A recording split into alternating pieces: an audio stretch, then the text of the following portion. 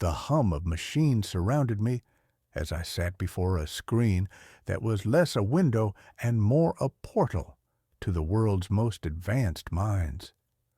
This wasn't just any team meeting. We were gathered in the heart of what could only be described as a new renaissance. I had brought together the brightest engineers, mathematicians, and visionaries, people who, just like me, were dedicated to bringing the impossible to life. Our goal was simple: to change everything. Today, we were going to unveil the next step in my vision, a machine that would allow us to harness the power of the wind, water, and sun to create sustainable energy. I had spent years working on the design. It wasn't just about creating something efficient. It was about creating something elegant. In my time, the beauty of nature and the mechanics of science had always been intertwined, and I was determined to bring that harmony into the machines I built. The room buzzed with excitement as I stood up, a smile tugging at the corners of my mouth. I had seen the possibilities of this day for years in my notebooks, where I had once sketched designs for windmills and water wheels, dreaming of their potential. Now, with modern technology and my knowledge of aerodynamics, I was about to unveil the most ambitious renewable energy system the world had ever seen. The machine, a towering structure made of sleek, flowing lines, was designed to work in harmony with nature. It harnessed wind, solar, and hydroelectric energy, each feeding into the next to create a self-sustaining cycle. The idea had seemed impossible when I first conceived it, but today it would come to life. "Watch closely," I said, my voice carrying through the quiet room. A single press of a button, and the system roared to life. The solar panels unfolded, capturing the sunlight. The wind turbines began spinning, harnessing the natural gusts that swept across the landscape. And beneath the structure, a water-driven generator hummed softly, a hidden engine powering the entire system. For a moment, the room was silent. Then, a collective gasp of amazement. "This," I said, pointing to the machine, "is how we change the world." The machine wasn't just efficient, it was beautiful, like a work of art. And in a sense it was. It was built with the same principles I had used in my paintings: balance, harmony, and an understanding of the forces at play in nature. It was a perfect blend of technology and design. But as we celebrated the success of the energy system, my mind couldn't stop racing. The potential for this project was limitless. Imagine cities powered by clean, renewable energy. Imagine an entire planet that no longer relied on fossil fuels, where each individual could generate their own energy without harming the earth. And yet, that was only the beginning. I had designed this energy system with a far-reaching purpose: to power the machines of tomorrow, the ones that would explore the stars, travel through time, and unlock the deepest secrets of the universe. The AI system I had developed was already capable of learning, adapting, and evolving. But what if we could teach it not just to understand the world, but to improve it? I could already see the next step in my mind: a machine capable of not only generating energy, but also optimizing the systems around us, making cities smarter, cleaner, and more efficient. "Let's think bigger," I said, turning to my team. "This energy system is a stepping stone. We can use it to power everything: cities, industries, even space exploration. The limits of human potential are defined only by our imagination." And yet, even as I spoke, I felt the stirrings of doubt. The world was changing quickly, and I was no longer the young man I had once been. Time had a way of slipping through your fingers, no matter how much you tried to hold on to it.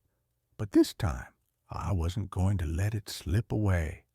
The future I envisioned could only exist if I fought for it, if I pushed my ideas to the furthest corners of the world and beyond. "Let's create a world," I said, my voice steady, "where art, science, and technology work together, not just to survive, but to thrive." The room erupted in applause, but I could see beyond their excitement.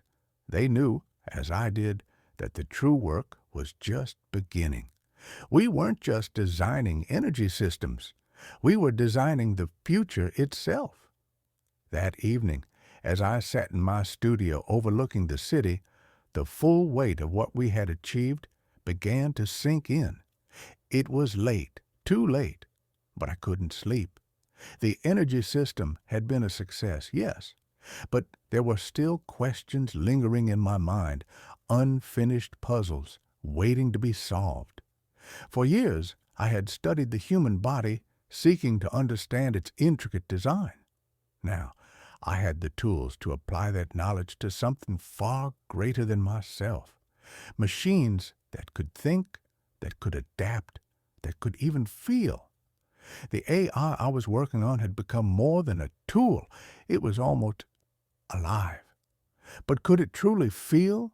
Could it experience the world the way we did? I had created a system that could learn from the world, but what if it could learn from itself? What if the AI could reach its own conclusions, make its own decisions, and question its existence? These were questions that I had never dared ask before. But now, with everything I had built and everything that lay ahead, they seemed impossible to ignore. I picked up a sketch from my desk, one I had drawn years ago, a design for a machine that could manipulate the flow of time travel. It had always been one of my greatest dreams. I had once believed it was impossible, a fantasy of the mind. But now, with the advent of AI, flying machines, and sustainable energy, I wondered if it was something more, something achievable. Perhaps I had been wrong all along. Maybe time wasn't an obstacle. Perhaps it was the final frontier.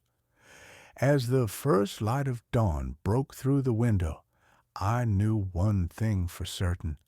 The world would never be the same. The world I inhabited was no longer one of mere sketches and grand dreams.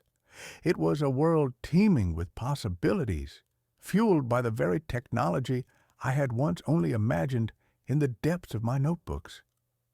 Today, the pace was set by silicon and electricity, by machines that learned, evolved, and acted in ways that even I had not fully anticipated. Yet, there was always something more, a question just out of reach, a mystery waiting to be unraveled. I had spent months refining the AI, but the true breakthrough came when I connected it to the flying machine, a combination of the most advanced propulsion technology I had developed and the most sophisticated neural network we had created. The machine could now not only fly autonomously, but learn from its surroundings, adapting to weather patterns, terrain, and even human emotions as it soared across the sky. And yet, my mind wandered back to my earliest work, the Vitruvian Man, that perfect balance of geometry and biology. I had drawn it as a way of capturing the harmony of the human body, but now I saw something deeper, the potential for creating a new kind of being, a synthesis of man and machine, one that could extend the very limits of human capability. I stood at the window of my studio overlooking the sprawling city below, a tapestry of steel and glass. The streets buzzed with electric cars, drones carrying packages, and crowds of people absorbed in their screens. It was a world of infinite potential, a testament to what could be achieved when humanity and technology walked hand in hand. But as I gazed out, I knew there was still so much more to be done. "Leonardo," my assistant Luca called out, snapping me from my thoughts. "You need to see this." I followed Luca down the narrow hallway into my lab, where a series of large screens flickered to life. The AI interface had just completed a series of simulations, ones I had designed to test the boundaries of time travel. We had reached the final frontier.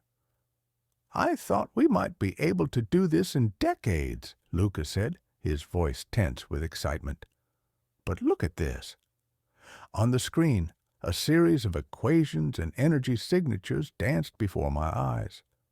It was the pattern I had been searching for, the proof that time, as I had always believed, could be manipulated, not just observed. The AI had calculated the precise alignment of the forces needed to shift through the fabric of time itself. The first step, of course, would be small, a single moment, a blink in the vastness of time. But it was a start. We had developed the machine capable of bending the very flow of time, using the principles I had once sketched out in my journals. The implications were staggering. "You realize what this means, don't you?" I asked Luca, turning to face him.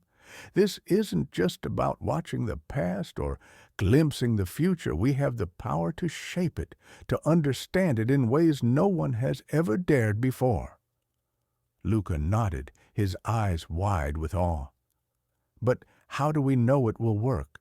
We've only simulated it, Leonardo. The real test—" "We test it with precision," I interrupted, my mind already racing ahead. "Small steps. We observe, we learn, we control." I had lived my life as a pioneer, a creator who saw beyond the boundaries of his time. And now, here I stood on the cusp of a revolution. Time travel was no longer a fantasy. It was a reality within my grasp. Yet, even with all that I had accomplished, I couldn't shake the feeling that this was only the beginning of something much larger, a discovery that would unlock a truth about the universe that we were not yet prepared to understand. I turned back to the screens, the hum of the machines around me growing louder. "Let's test it," I said with quiet determination. "We will send a signal just a fraction of a second into the past, and we'll see what happens."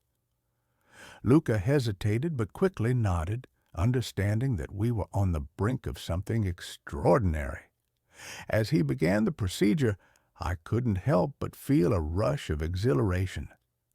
The world I had created, a world of interconnected machines, of AI that could learn and evolve, of flying machines and renewable energy systems, was nothing compared to what lay ahead. Time itself was about to open its secrets to us. I had always believed that art, science, and invention were linked by a single thread: curiosity. And now that curiosity had led me to the edge of reality itself. A soft beep from one of the machines broke my reverie, signaling that the experiment was about to begin. "You're sure about this?" Luca asked again, his voice full of a mixture of fear and excitement. "Of course," I replied, my voice steady. "We were born for this." The machine hummed to life, and on the screen a series of numbers shifted, rearranged, and suddenly settled into a new configuration. For a moment, there was nothing. Then, as I watched in awe, the past flickered before us like a dream revisited, a memory revived. The screen displayed a moment, one I recognized instantly. It was the moment of my first flight test, back in Milan.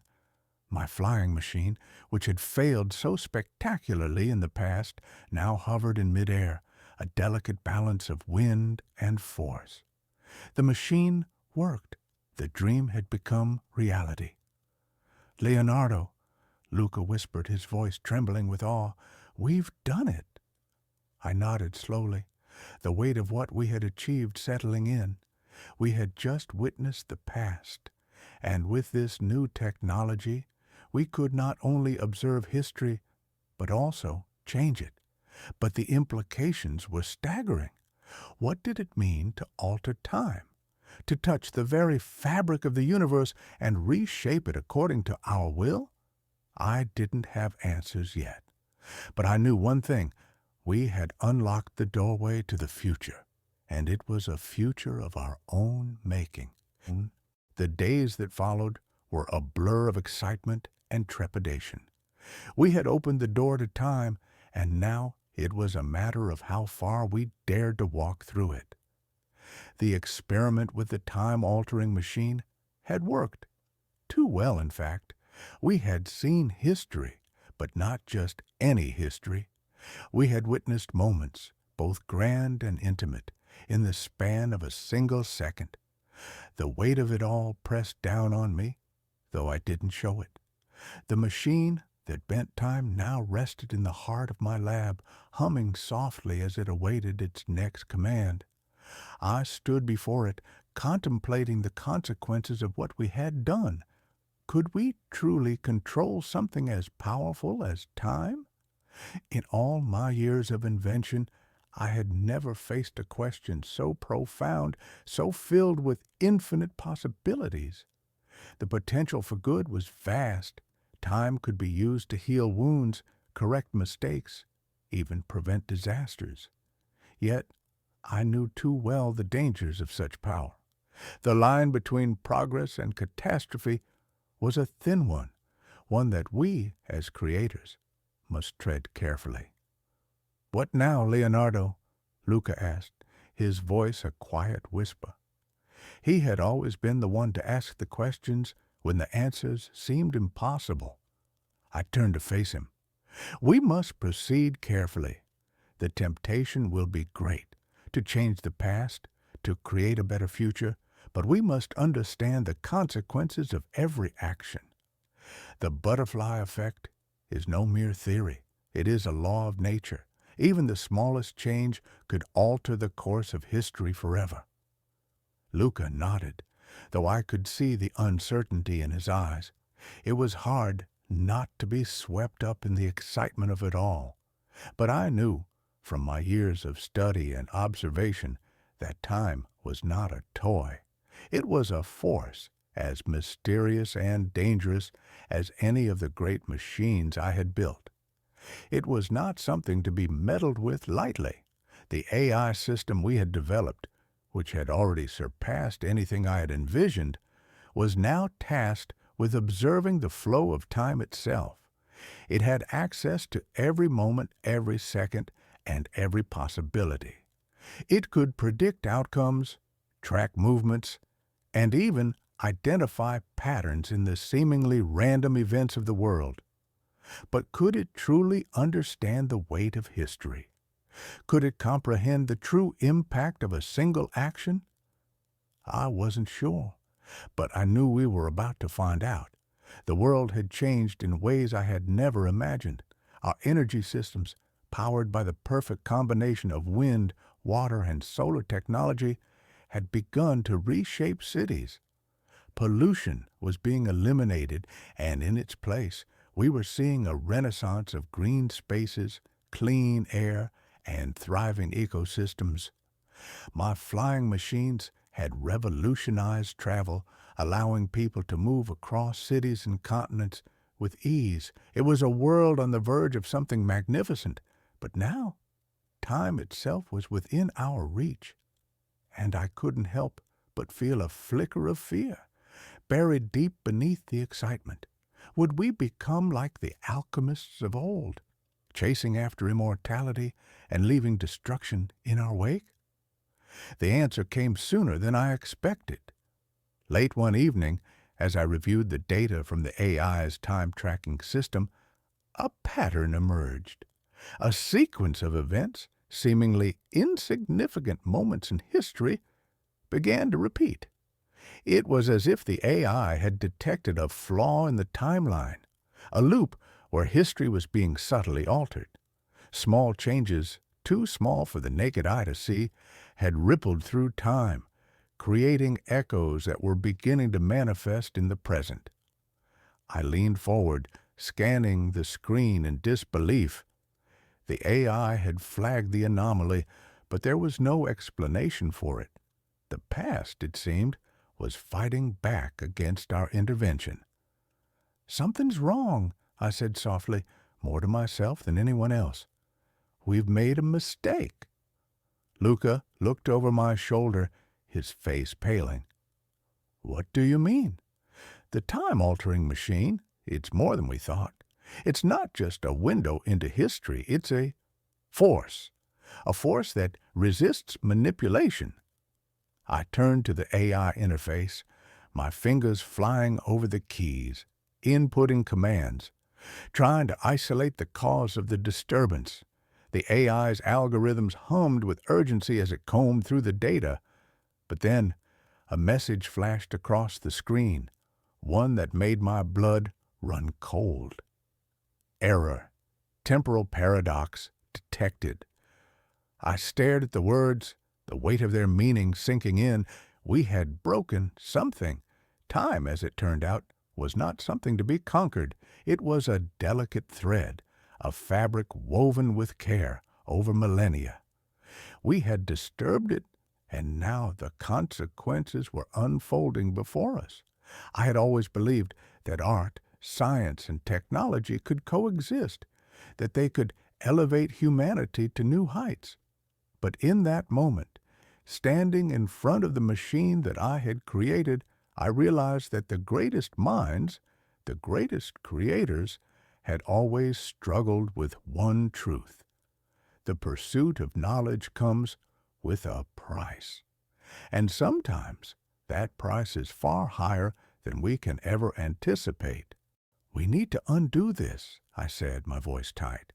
"The machine, it's too dangerous.